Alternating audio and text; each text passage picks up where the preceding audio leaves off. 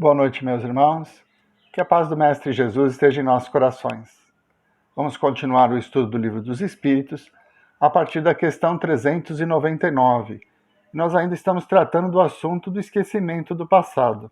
Essa dádiva que Deus nos dá para que, protegidos de nós mesmos, possamos ser mais espontâneos e vivenciar essa experiência, usufruindo dos conhecimentos e da nossa força de vontade para mudar, né? Para evoluir. Então vamos lá, questão 399. Sendo as vicissitudes da vida corporal expiação das faltas do passado e, ao mesmo tempo, provas para o futuro, segue-se que da natureza de tais vicissitudes se possa deduzir o gênero da existência anterior?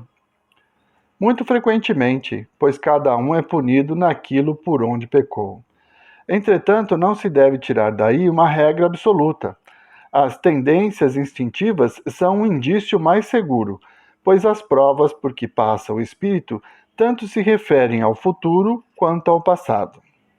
Kardec comenta: chegado ao termo marcado pela providência para sua vida na erradicidade, o próprio espírito escolhe as provas a que deseja submeter-se para apressar o seu adiantamento, isto é, o gênero de existência que julga mais apropriado a fornecer-lhe os meios de adiantar-se. E tais provas estão sempre em relação com as faltas que deve expiar. Se delas triunfa, eleva-se. Se sucumbe, tem de recomeçar. Então, pelas experiências que nós vamos vivenciar. Então, o tipo de vida que nós assumimos ao reencarnar. Então, padrão social, qualidade física, podemos ter um corpo saudável, podemos ter um corpo com deficiências físicas. Tudo isso são indícios do que nós necessitamos nessa vida.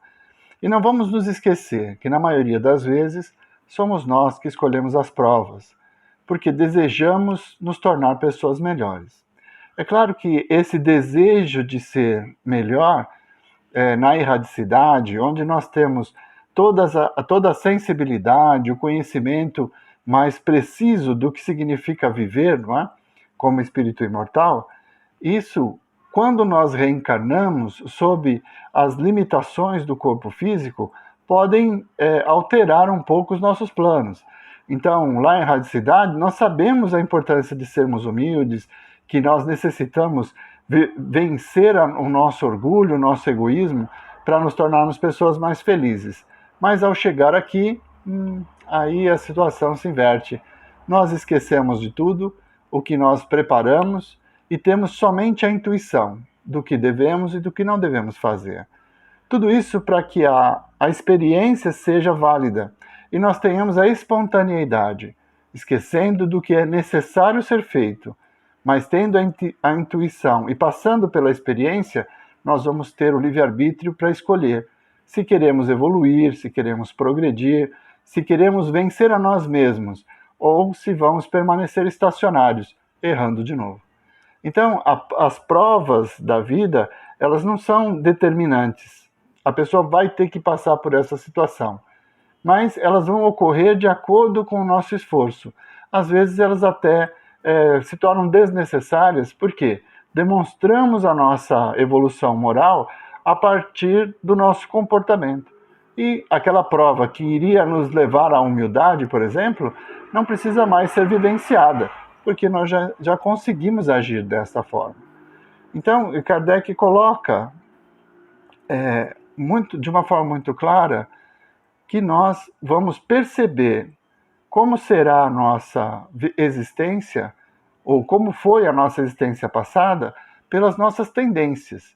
Então, os vícios que se avizinham da nossa vida, aquele desejo íntimo que nós temos de sucumbir, eu acho que eu já falei disso em semanas anteriores, né, que eu fui viciado no tabagismo, eu consumia cigarros desde a adolescência, então isso era uma tendência, eu deveria ter resistido, até tive uma vida de atleta, né, na minha adolescência eu fui atleta do Clube de Regatas Tietê, lá de São Paulo, comecei a desenvolver esse trabalho como um meio para resistir a esse vício, mas a hora que chegou A prova, eu acabei sucumbindo e fiquei muitos anos submisso ao vício.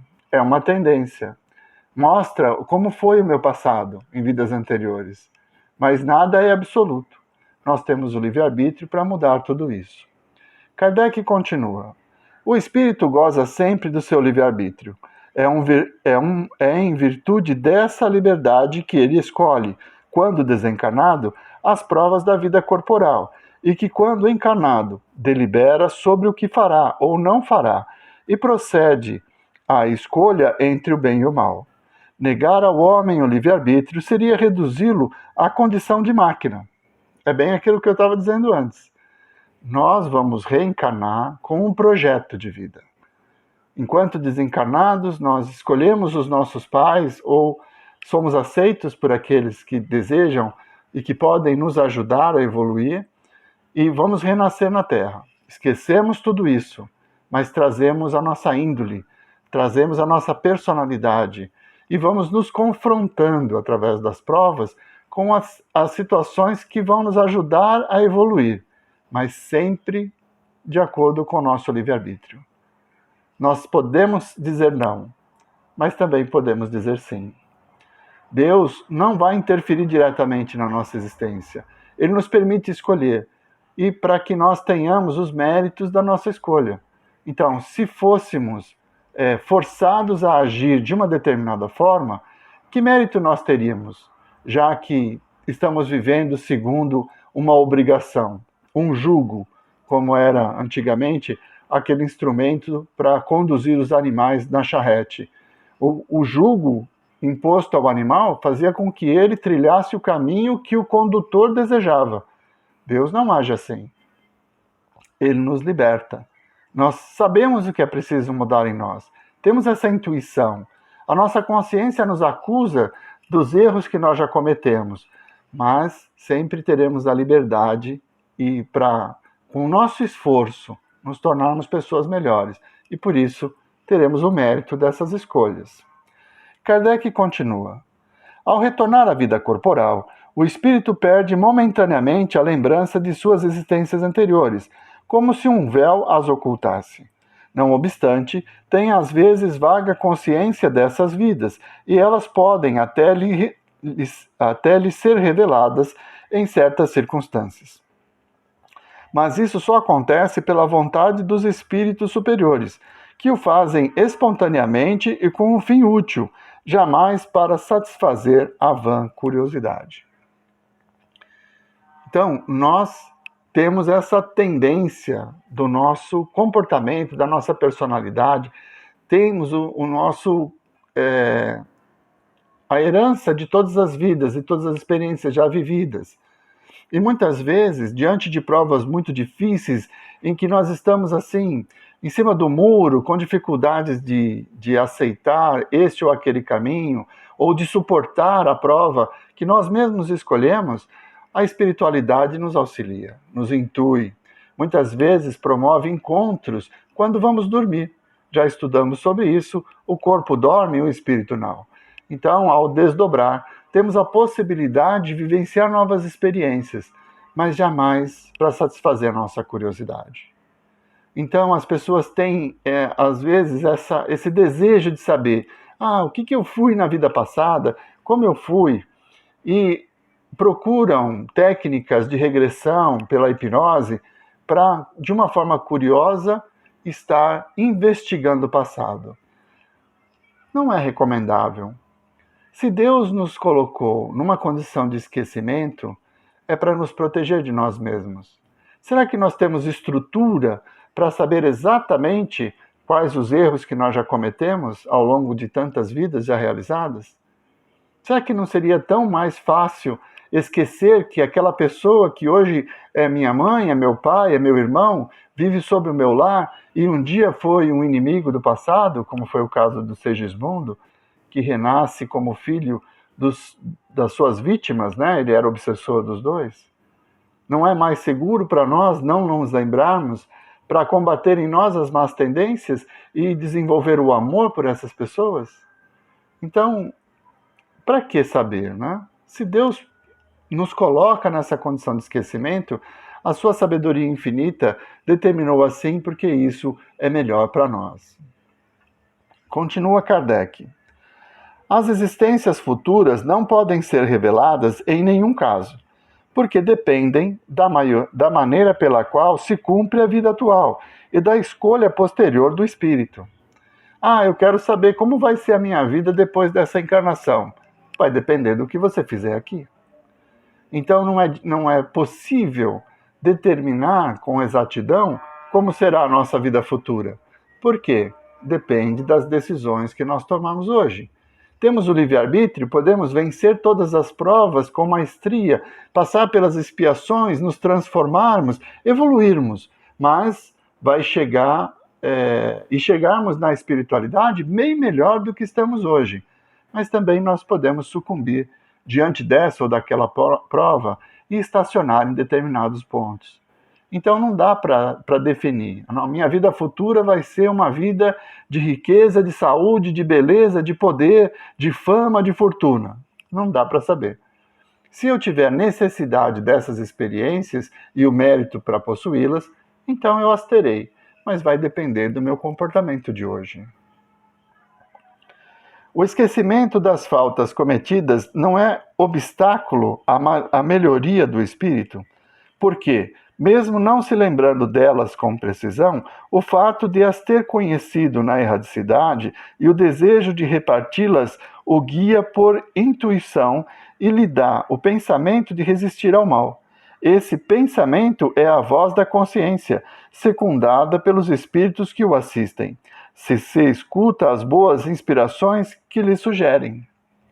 Então ele afirma, né? O esquecimento das faltas cometidas não é obstáculo para a melhoria. Nós temos as nossas tendências, mas também temos a nossa consciência.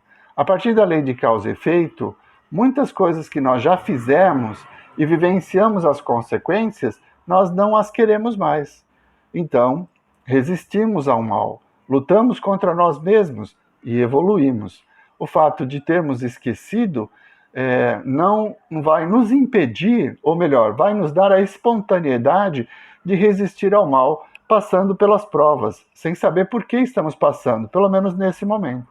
Enquanto na erradicidade nós saberíamos, mas aqui encarnados, esquecidos do passado, nós não sabemos por quê, mas se tivermos fé e tivermos essa vontade de evoluir, nós sabemos que são necessárias, então passaremos por ela.